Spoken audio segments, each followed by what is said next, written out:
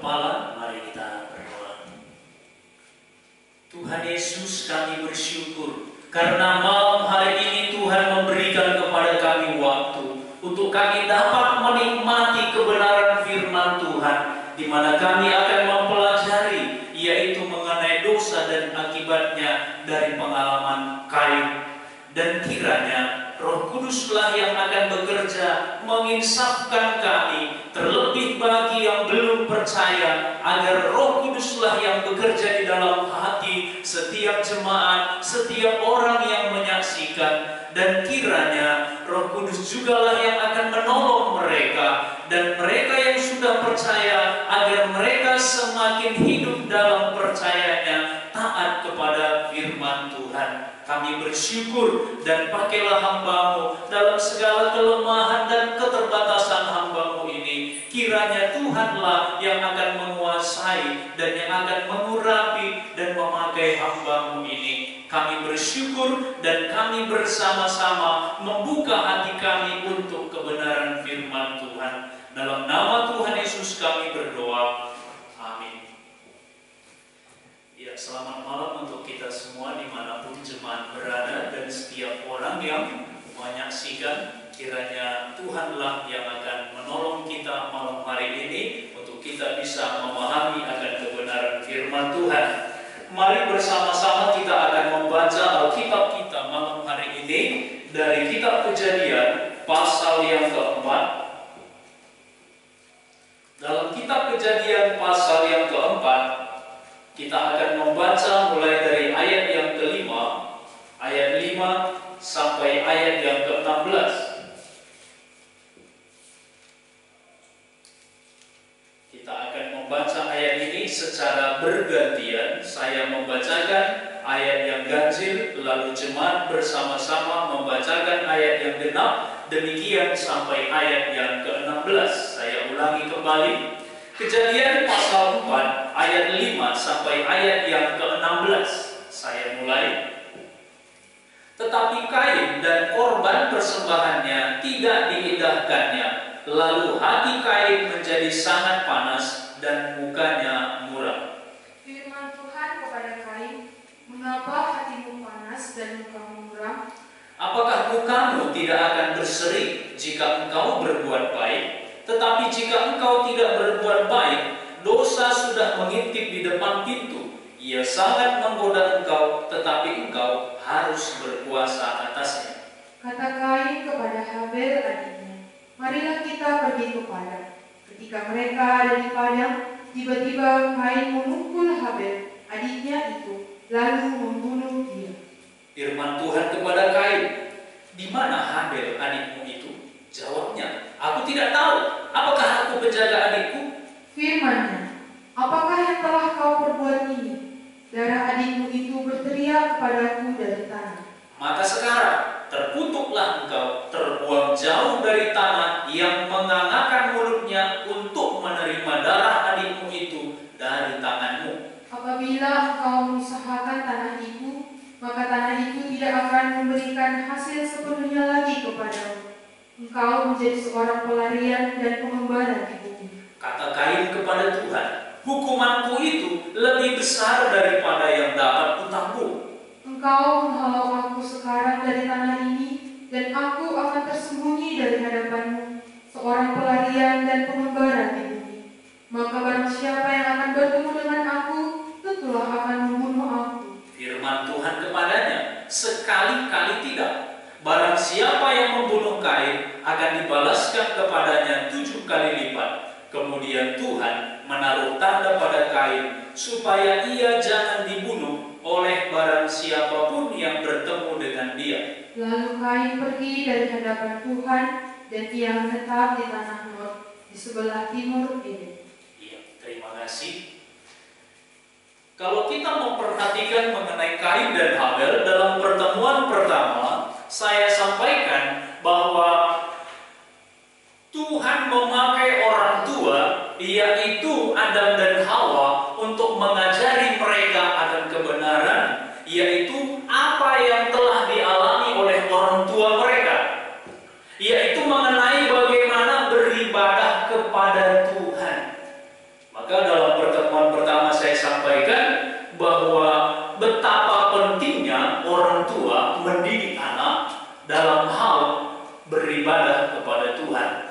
orang tua bukan hanya bertanggung jawab untuk mendidik anaknya dalam hal umum ataupun juga membiayai anaknya, tetapi orang tua juga memiliki tanggung jawab mendidik anaknya beribadah kepada Tuhan. Lalu kita akan berkata, ada juga yang berkata bahwa orang tua saya tidak mengenal Tuhan. Maka disinilah dibutuhkan, yaitu ada orang tua secara rohani. Orang tua secara rohani inilah yang bertanggung jawab, yaitu ada hamba Tuhan ataupun anak-anak Tuhan yang dipakai Tuhan untuk menyampaikan firman Tuhan kepada kita. Dialah yang bertanggung jawab untuk membawa, yaitu seseorang harus beribadah kepada Tuhan dengan benar. Lalu dalam pertemuan kedua saya juga menyampaikan bahwa dalam hal iman dan perbuatan, dari mana kira-kira Habel ini memiliki iman? Tentu ini tidak lepas dari dia mendengar akan kebenaran firman dari orang tuanya. Lewat itulah dia beriman kepada Tuhan. Namun ada hal yang penting yang harus kita pahami, bahwa orang tuanya tidak mengajari mereka, yaitu memberi persembahan dari anak kambing ataupun domba. Dari mana kita pahami akan hal itu? Dari sini kita dapat melihat persembahan mereka berbeda. Itu menunjukkan mereka tidak mendapat pendidikan hal itu secara khusus. Lalu dari mana Habel bisa mempersembahkan anak kambing domba kepada Tuhan? Nah, inilah yang dalam pertemuan yang lalu saya sampaikan. Inilah hasil daripada imannya kepada Tuhan. Dari hasil dia membina hubungan dengan Tuhan. Sama seperti Nuh. Nuh pun tidak ada yang mengajari untuk memberikan persembahan kepada Tuhan. Tapi dari mana dia memahami akan hal itu? Ini adalah dari hubungannya dengan Tuhan secara pribadi. Ya. Ini supaya nanti kita semakin memahaminya. Lalu kalau kita memperhatikan di sini, ketika Kain melihat bahwa persembahannya tidak diterima oleh Tuhan, maka di sini dalam ayat yang ke-6 hatinya menjadi panas. Waktu panas hatinya itu akan terlihat dari wajahnya, dari mukanya, di mana mukanya akan muram, berubah. Tidak ada sukacita. Mengapa bisa demikian? Karena dalam hatinya dia tidak bisa menerima.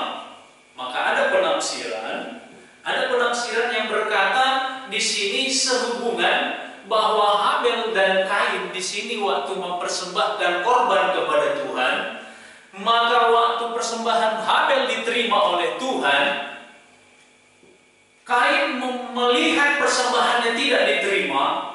Ini menimbulkan yaitu kebencian dalam hatinya terhadap adiknya itu. Lalu kalau kita juga memperhatikan di sini bahwa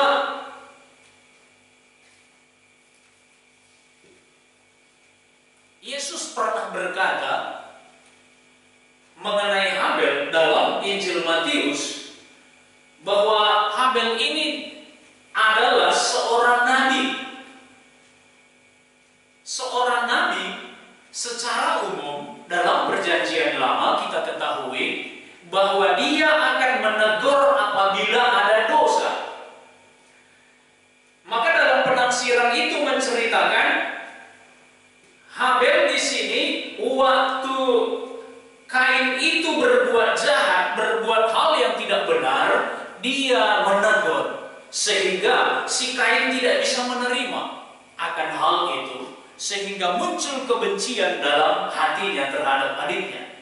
Jadi bukan si Kain ini diceritakan di situ, bukan Kain oleh karena persembahannya tidak diterima Tuhan, masa langsung adiknya dibunuh.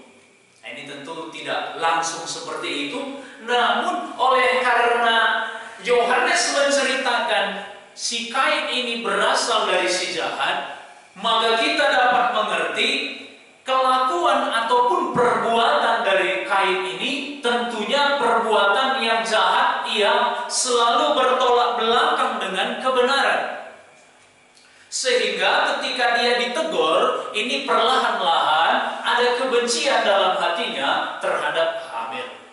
Sehingga suatu hari kebencian ini semakin bertambah, sehingga ada satu dendam yang muncul dalam dirinya, sehingga ada niat untuk membunuh adiknya itu. Saudara-saudara yang dikasihi oleh Tuhan, hari ini kita akan mempelajari akan hal itu. Apa sebenarnya dosa? Maka kalau kita melihat dari surat yang disampaikan oleh Yohanes, dosa itu apa? Dalam 1 Yohanes pasal 3 ayat 4 dikatakan bahwa dosa itu pelanggaran akan hukum Allah. Dosa itu adalah pelanggaran hukum Allah. Dalam 1 Yohanes pasal 3 ayat yang keempat. Lalu dalam bahasa sehari-hari, kalau kita memperhatikan, saya bacakan untuk kita semua 1 Yohanes pasal yang ketiga ayat 4. Tetapi orang yang terus-menerus berbuat dosa melawan Allah, karena tiap dosa adalah perbuatan melawan kehendak Allah. Jadi saudara-saudara yang dikasihi oleh Tuhan, kalau kita memperhatikan di sini, dosa itu diceritakan ini adalah melanggar hukum Allah. Lalu hukum manakah yang dilanggar? Yang dilawan oleh Kain. Sedangkan pada saat itu belum ada hukum yang didengarnya langsung dari Tuhan. Karena hukum itu diturunkan nanti, yaitu pada zaman Musa. Maka dari mana kita tahu bahwa Kain ini berdosa waktu dia membunuh adiknya? Maka dari sinilah kita dapat melihat bahwa ternyata dalam bahasa Alkitab bahasa Indonesia sehari-hari diceritakan di situ bahwa dosa itu adalah perbuatan yang melawan kehendak Allah. Dosa itu ialah perbuatan yang melawan kehendak Allah. Saudara-saudara yang dikasihi oleh Tuhan, kehendak Allah yang manakah yang dilawan oleh Kain di sini? Maka kita memperhatikan dalam ayat yang ke-6 dan ayat yang ke-7. Firman Tuhan kepada Kain, "Mengapa hatimu panas dan mukamu muram? Apakah mukamu tidak akan berseri jika engkau berbuat baik? Tetapi jika engkau tidak berbuat baik, dosa sudah mengintip di depan pintu. Ia sangat menggoda engkau, tetapi engkau harus berkuasa atasnya." Sebelum Kain berbuat dosa, maka di sini Tuhan sudah memberi peringatan kepadanya. Tuhan sudah memberi peringatan kepadanya. Dalam bahasa Indonesia sehari-hari saya bacakan dalam ayat yang ke-7. "Mukamu tentu memancarkan sukacita apabila engkau melakukan apa yang benar, yang seharusnya kau lakukan. Tetapi apabila engkau tidak mau taat dan melakukan yang salah, maka berhati-hatilah, karena sesungguhnya dosa sedang mengincar untuk menyerang dan membinasakan engkau, tetapi engkau harus mengalahkannya." Saudara-saudara yang dikasihi oleh Tuhan, dalam Alkitab bahasa Indonesia sehari-hari, di sini kita dapat membuat perbandingan dari dua Alkitab ini. Kita bisa membuat perbandingan bahwa ternyata Tuhan sudah memberikan suatu peringatan kepada Kain supaya dia jangan sampai dikuasai oleh dosa. Maka kita akan bertanya, sebenarnya dosa itu apa? Apakah ketika Kain membunuh Habel itu yang dikatakan dosa? Maka dalam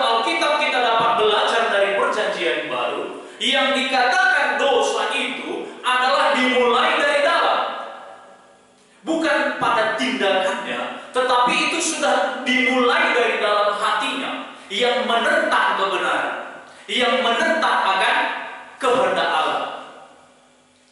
Kalau nanti kita memperhatikan, Yesus pernah berkata, ketika seorang laki-laki memandang seorang perempuan serta mengingininya dalam hatinya, maka laki-laki itu sudah berzina dalam hatinya dengan dia. Loh, kapan dia berzina dengan wanita itu? Belum pernah. Lalu bagaimana? Ketika dia memandang serta mengingininya, dia sudah berzina. Artinya apa? Dosa itu sudah dimulai dari sini.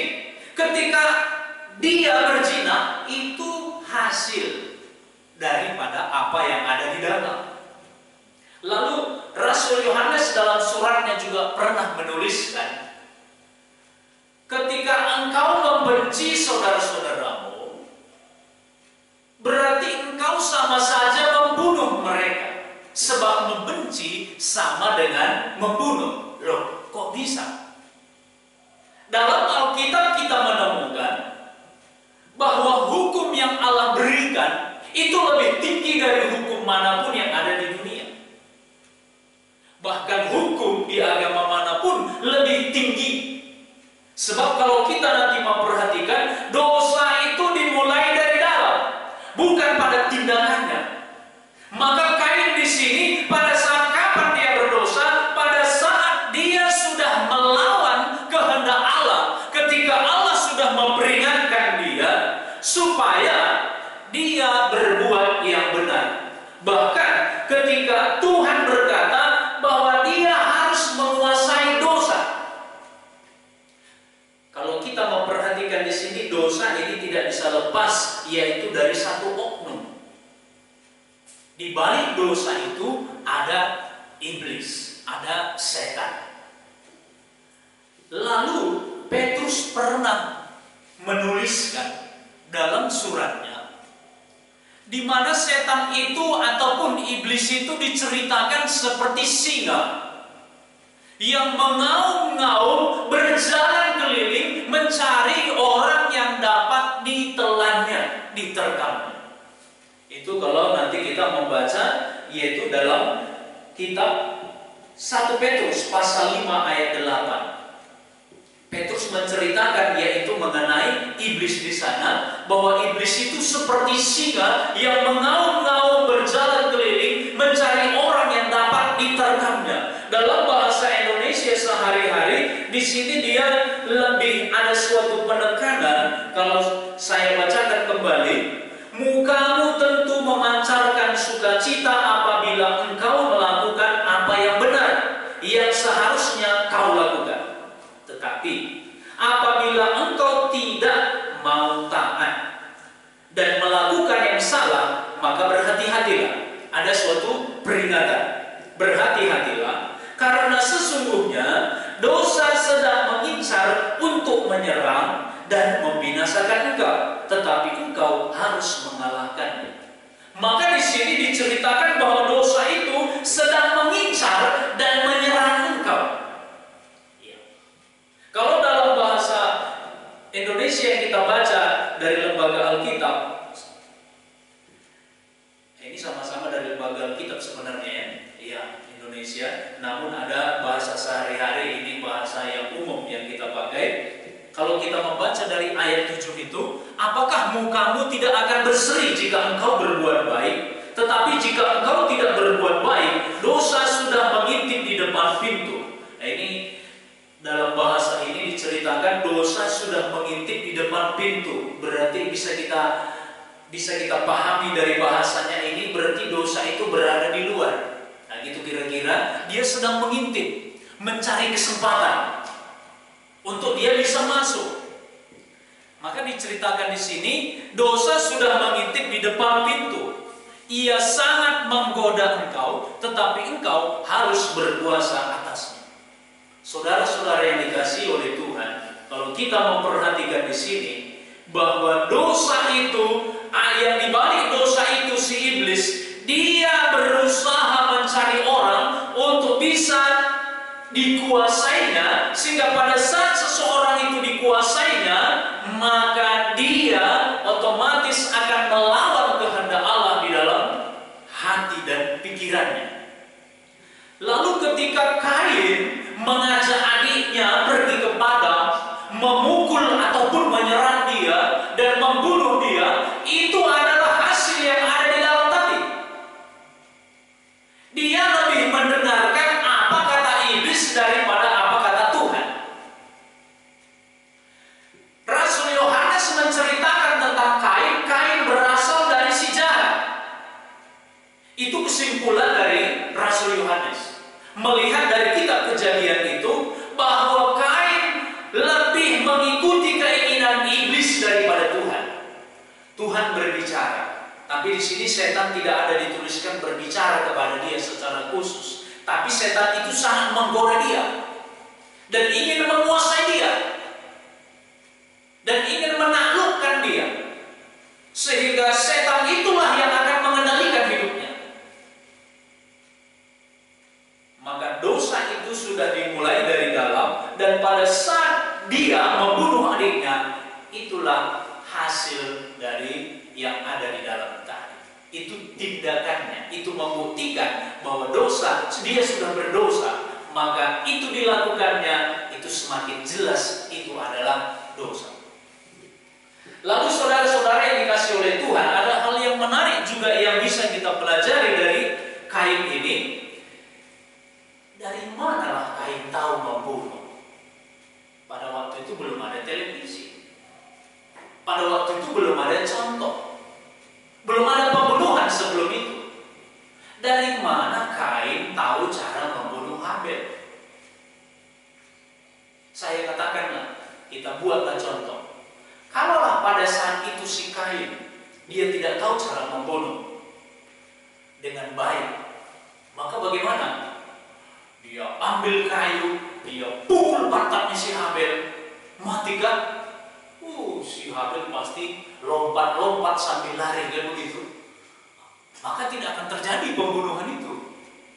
Ataupun si Kain memukul lengannya si Habel, aduh, lari dia, mengadu dia sama ibunya. Maka tidak terjadi pembunuhan itu. Dari mana sebenarnya Kain belajar membunuh? Maka ada penafsiran berkata, Kain ini belajar membunuh dari mana? Waktu orang tuanya membunuh binatang. Waktu orang tuanya membunuh binatang. Untuk apa orang tuanya membunuh binatang? Yaitu mengambil kulitnya menjadi pakaian bagi mereka.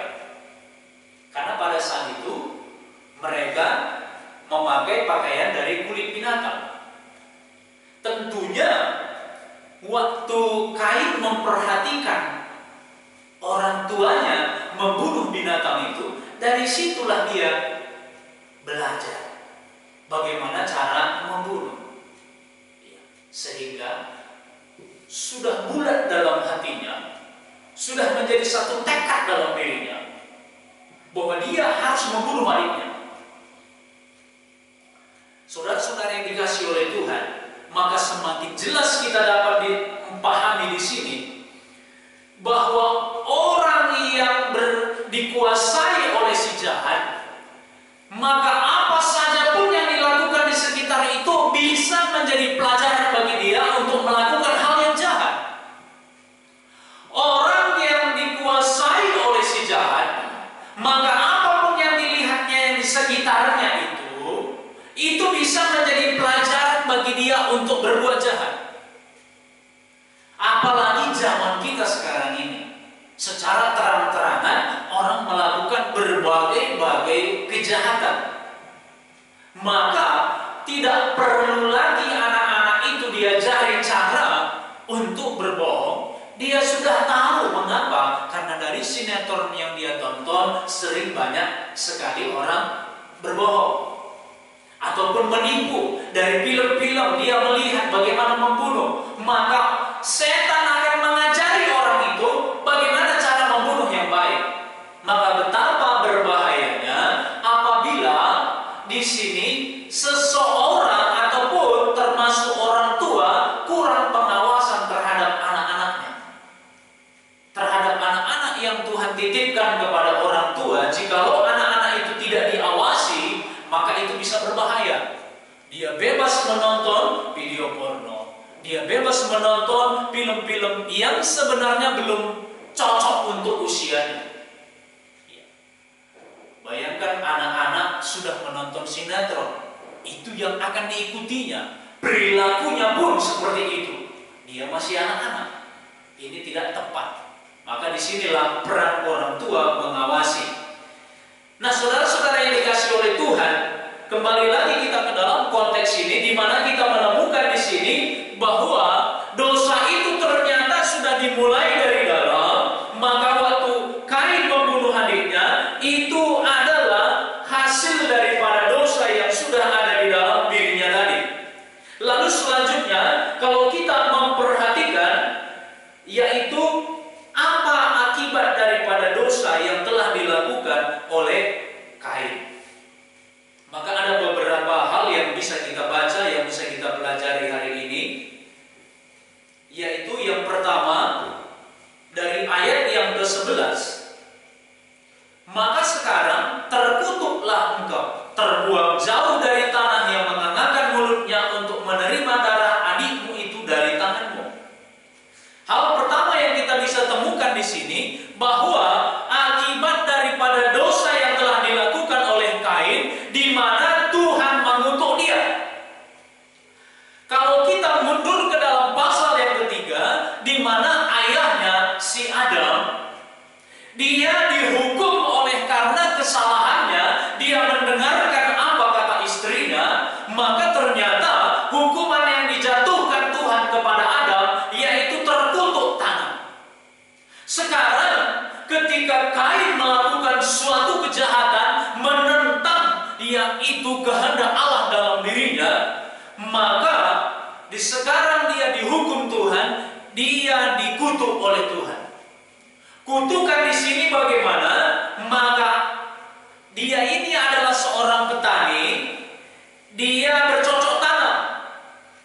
Apapun yang ditanamnya, maka hasilnya tidak lagi sepenuhnya akan diterimanya.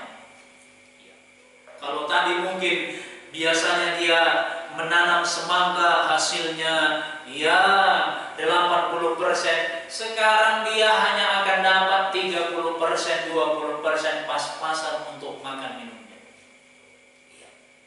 Dia tidak bisa lagi menjadi seperti yang dibayangkannya semula, bahwa nanti kalau aku menanam ini akan menghasilkan yang begitu besar, begitu banyak uang. Tidak.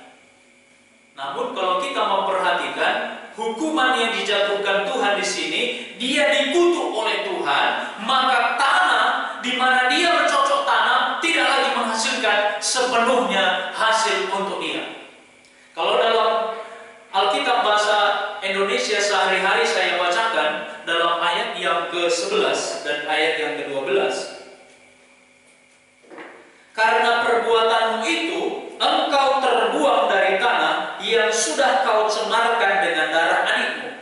Tanah ini untuk selamanya tidak lagi menghasilkan panen bagimu, sekalipun engkau berjerih payah menggarapnya. Sejak saat ini engkau menjadi pelarian dan pengembara di bumi ini, terlunta-lunta dari satu tempat ke tempat lain.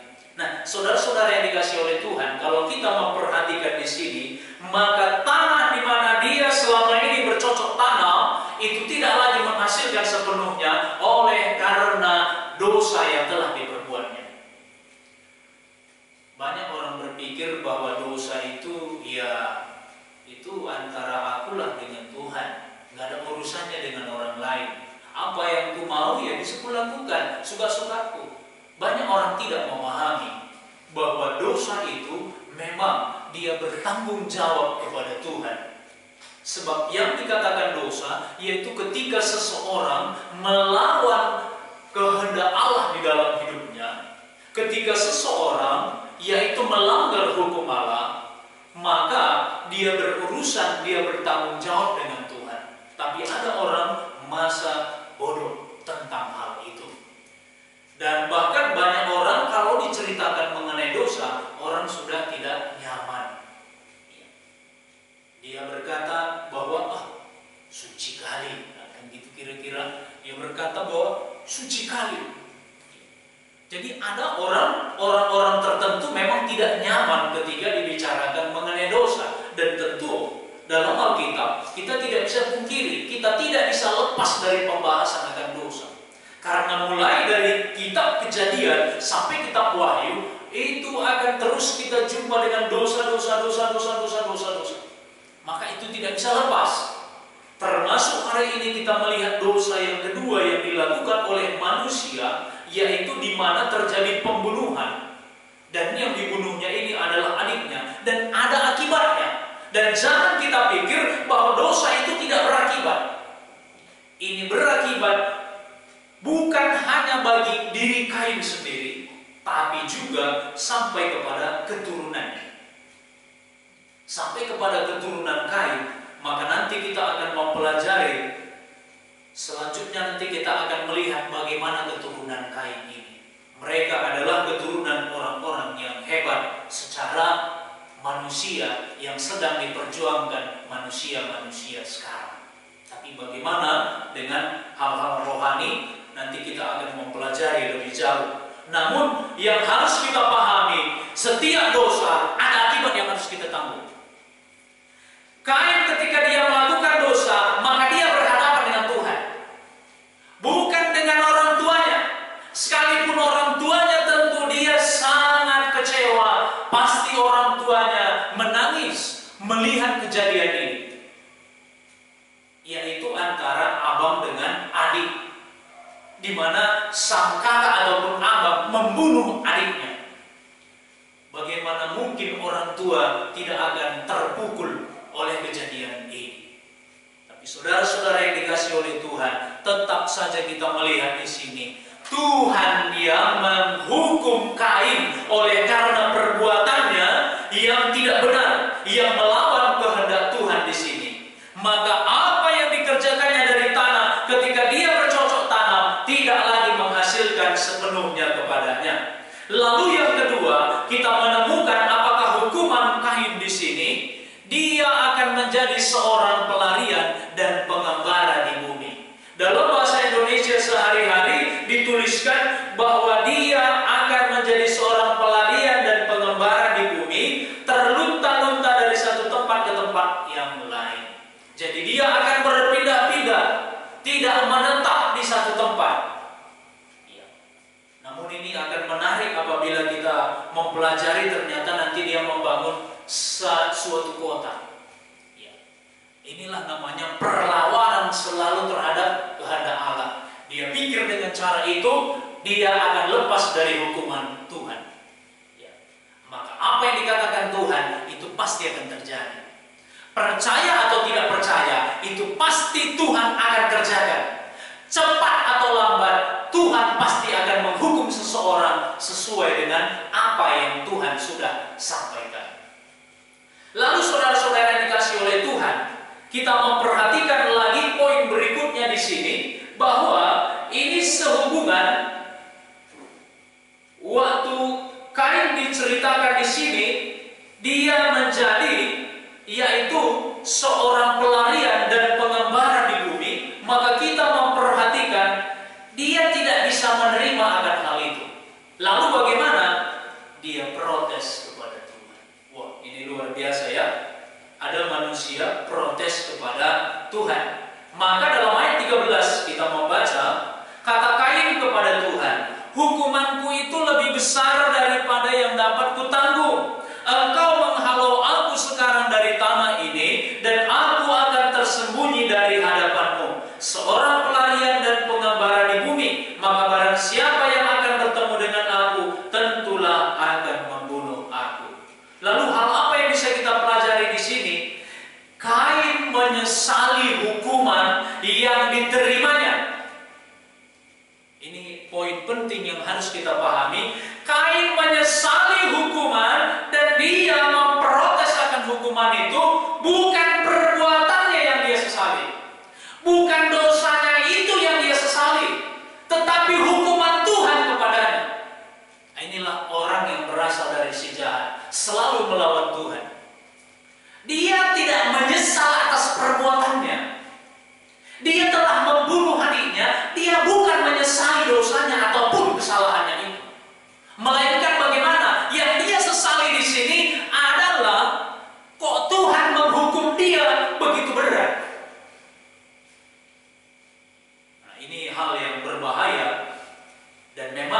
selalu kita akan menemukan orang-orang yang seperti ini. Di mana kita menemukan seringkali orang-orang yang dihukum di pengadilan, selalu dia berusaha naik banding. Kenapa? Dia tidak bisa menerima hukuman itu. Dia bukannya memikirkan kesalahan yang telah diperbuatnya itu, yang telah menyusahkan banyak orang. Tapi yang dia sesali kok hukumannya terlalu berat. Dia minta keringanan. Ini sama seperti Kain. Jadi ketika kita berbuat salah di hadapan Tuhan, jangan pernah yaitu tawar-menawar dengan Tuhan. Jangan pernah kita di sini mencoba berusaha yaitu minta keringanan dari Tuhan.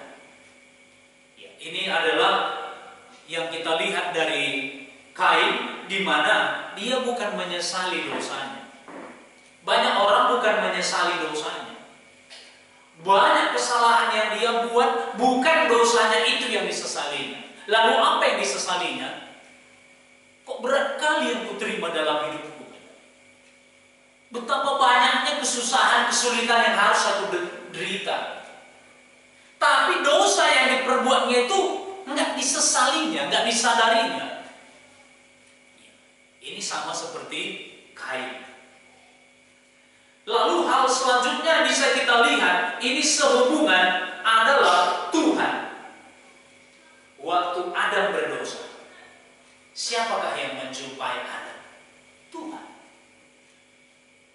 Lalu waktu Kain berdosa, siapakah yang menjumpai Kain? Tuhan. Kok bisa? Harusnya orang yang berdosa itu langsung dihukum. Kenapa sekarang kok Tuhan malah menjumpai dia? Lalu dengan penuh kasih, Tuhan malah bertanya kepadanya. Firman Tuhan kepada Kain dalam ayat 9. Di mana Habel adikmu itu? Tuhan bertanya dengan lembut. Sama seperti waktu Tuhan bertanya kepada Adam dan Hawa di Taman Eden. Di manakah engkau? Di sini pun Tuhan bertanya kepada Kain, di mana Habel adikmu itu? Apakah Tuhan tidak tahu apa yang telah diperbuat oleh Kain? Tuhan tahu. Tuhan tahu. Lalu apakah Tuhan tidak tahu bahwa Adam telah berbuat dosa? Tuhan tahu. Lalu apakah Tuhan tidak tahu bahwa Adam bersembunyi di balik pepohonan? Tuhan tahu. Lalu kenapa Tuhan bertanya? Inilah kasih Tuhan. Tuhan memberi kesempatan kepada manusia supaya dia menyadari akan salahnya. Dia melihat betapa terpuruknya dia, di mana dia telah dikuasai oleh dosa. Maka sekarang Tuhan mau supaya orang yang berdosa itu kembali kepada Tuhan. Maka kita dapat melihat di sini bagaimana Tuhan bertanya kepada Kain. Kain, di manakah Habel adikmu? Tuhan bertanya baik-baik. Tuhan gak langsung bertanya, Kain, kau gak punya otak. Masa adikmu pun kau bunuh? Tuhan gak berkata begitu. Tuhan gak langsung memvonis dia. Tuhan gak langsung menghukum dia. Tapi Tuhan memberi kesempatan kepadanya untuk dia bertobat, untuk dia menyadari kesalahannya. Namun apakah Kain menyadarinya? Malah waktu kita membacanya di sini, apa kata Kain? Aku tidak tahu. Apakah aku menjaga adikku? Kalau zaman sekarang kita katakan, aku tidak tahu. Memangnya aku baby sister? Gitu kira-kira. Padahal kalau kita memperhatikan dalam tatanan rumah tangga, seharusnya abang atau kakak itu dia melindungi adiknya, dia menjaga adiknya. Tapi waktu Tuhan bertanya seperti itu, malah Kain sepertinya marah, menantang. Disinilah menunjukkan bahwa benar-benar dia telah dikuasai oleh dosa. Tapi dari pihak Tuhan, begitu Tuhan tunjukkan kasih-Nya, kesabarannya yang begitu besar. Tapi apakah karena Tuhan sabar begitu besar, maka Tuhan tidak menghukum? Ya, Tuhan menghukum. Kesalahan, dosa harus dihukum. Tetapi Tuhan masih sabar. Tuhan ingin melihat kejujuran Kain. Apakah Kain di sini jujur ketika Tuhan bertanya kepadanya? Ternyata dia tidak jujur. Maka akhirnya karena dia tidak jujur, hukuman langsung turun. Saudara-saudara yang dikasihi oleh Tuhan, sampai hari ini lihatlah betapa sabarnya Tuhan menantikan manusia yang berdosa. Betapa sabarnya Tuhan menunggu orang-orang yang selama ini dengan sesuka hatinya melawan kehendak Tuhan, melawan perintah Tuhan. Tapi Tuhan tetap sabar menunggu kapan mereka sadar, kapan mereka berbalik kepada Tuhan. Tapi kalau ternyata manusia juga tetap mengeraskan hatinya, tidak mau bertobat, maka hukuman akan turun. Jangan kita lupa bahwa mata Tuhan melihat dan mengawasi seluruh manusia yang ada di muka bumi ini. Mata Tuhan mengawasi seluruh manusia yang ada di muka bumi. Tidak ada yang lolos satu manusia pun di hadapan Tuhan. Tuhan tahu bahkan sampai kedalaman hati kita. Tuhan tahu siapa kita. Tapi Tuhan masih menunggu. Sekarang Tuhan izinkan sekarang ini ada COVID-19. Lalu orang-orang yang memiliki ilmu dalam bidangnya, ilmuwan berusaha mencari vaksin. Namun sampai hari ini belum ditemukan vaksin yang tepat.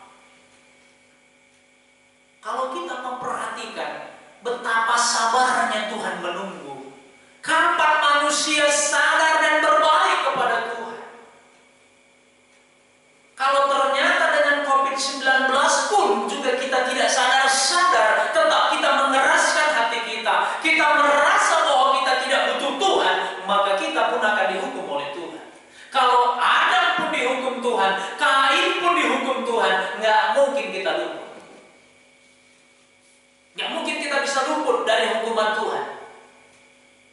Saudara-saudara yang dikasihi oleh Tuhan, lalu akan muncul pertanyaan di sini, apakah hanya orang-orang yang berdosa saja yang bisa melakukan dosa? Lalu bagaimana dengan anak-anak Tuhan, orang-orang yang telah menerima Tuhan dalam hidupnya? Apakah dia juga bisa melakukan dosa? Ya, bisa. Siapa tokoh yang tidak melakukan dosa setelah dia percaya kepada Tuhan?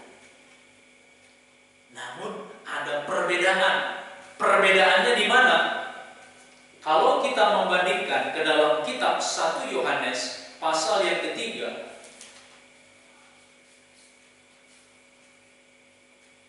1 Yohanes pasal yang ketiga, saya bacakan ayat 8. Ini dalam bahasa Indonesia sehari-hari saya bacakan. Tetapi jika saudara terus-menerus berbuat dosa, hal itu menunjukkan bahwa saudara milik iblis yang tetap pada perbuatan dosanya sejak ia pertama kali berdosa. Tetapi anak Allah datang untuk memusnahkan pekerjaan-pekerjaan iblis itu. Lalu saudara-saudara yang dikasihi oleh Tuhan, kita bisa belajar dari surat Yohanes yang dituliskannya bahwa orang percaya pun bisa jatuh ke dalam dosa, bukan kita. Bukan hanya Kain yang bisa jatuh ke dalam dosa, tetapi tokoh-tokoh dalam Alkitab yang lain pun bisa jatuh. Maka Alkitab dengan jujur menuliskan bagaimana Nuh pun akhirnya bersalah karena dia mabuk. Ingat, Nuh bukan pemabuk, tapi dia sempat mabuk. Itu mengakibatkan hukuman kepada anaknya Siham dan keturunannya. Lalu kita juga melihat nanti tokoh-tokoh. Musa pun dihukum Tuhan, ada kesalahannya setelah dia percaya. Abraham pun ada juga kesalahannya, ada kegagalannya. Tidak ada tokoh yang sempurna di hadapan Tuhan. Namun apa bedanya? Orang yang percaya kepada Tuhan, dia melakukan dosa dengan orang yang tidak percaya kepada Tuhan.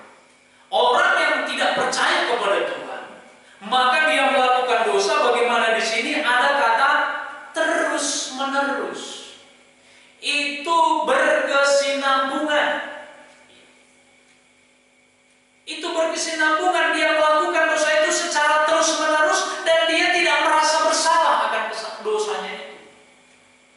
Tapi orang yang percaya kepada Tuhan, begitu dia berdosa, dia akan menyadari ada Roh Kudus yang Tuhan tempatkan dalam dirinya, maka Roh Kudus itulah yang akan menyadarkan dia akan dosanya, akan kesalahan. Jadi bisakah orang yang percaya kepada Tuhan jatuh ke dalam dosa? Bisa.